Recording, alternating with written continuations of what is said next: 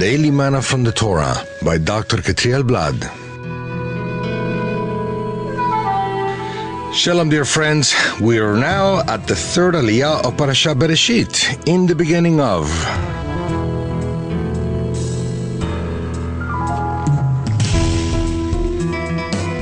This aliyah starts in chapter 1, verse 24, all the way to chapter 2, verse 3.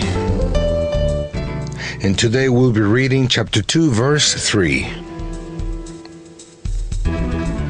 Then God blessed the seventh day and sanctified it, because in it he rested from all his work which God had created and made.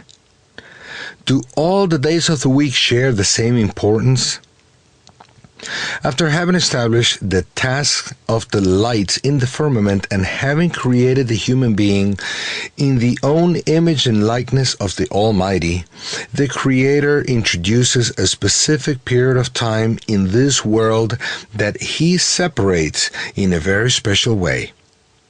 This period of time, consisting of 24 hours from sunset to sunset once a week, is called Shabbat, Hebrew word for recess. This is the only day of the week that has been blessed.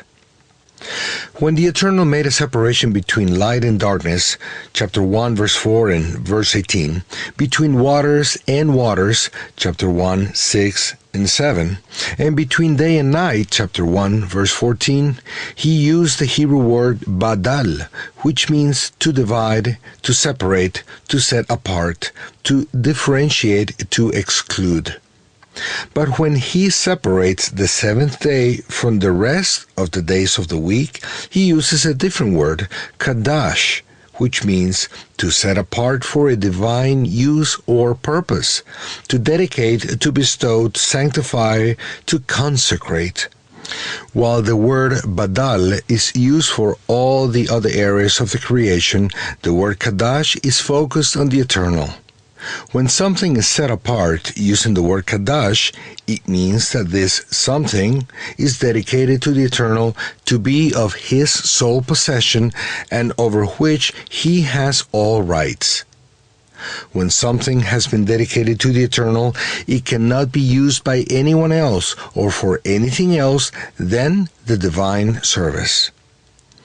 The Shabbat, the seventh day of the week, Saturday, has been reserved for the Almighty from the very beginning of the creation.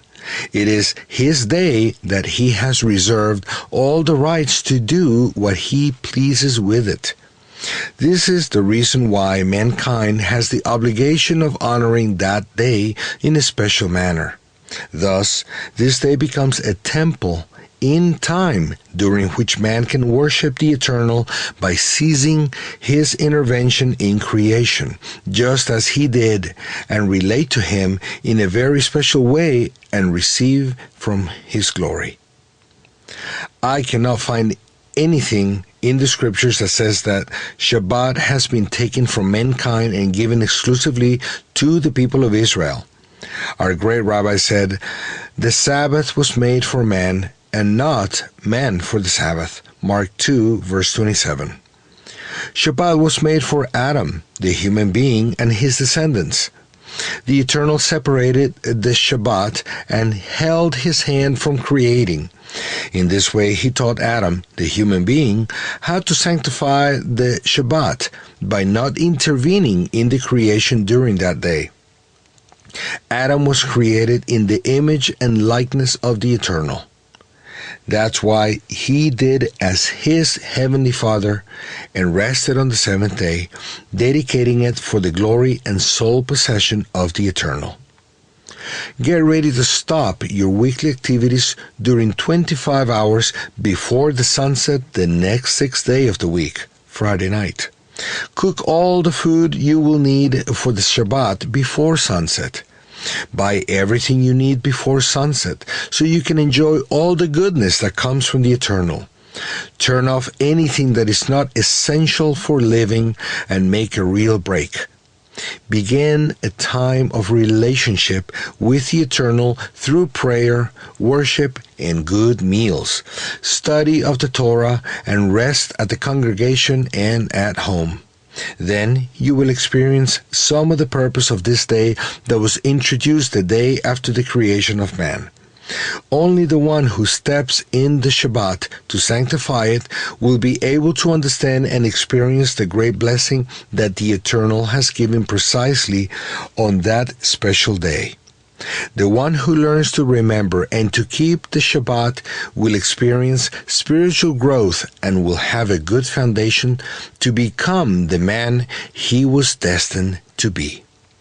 Shalom.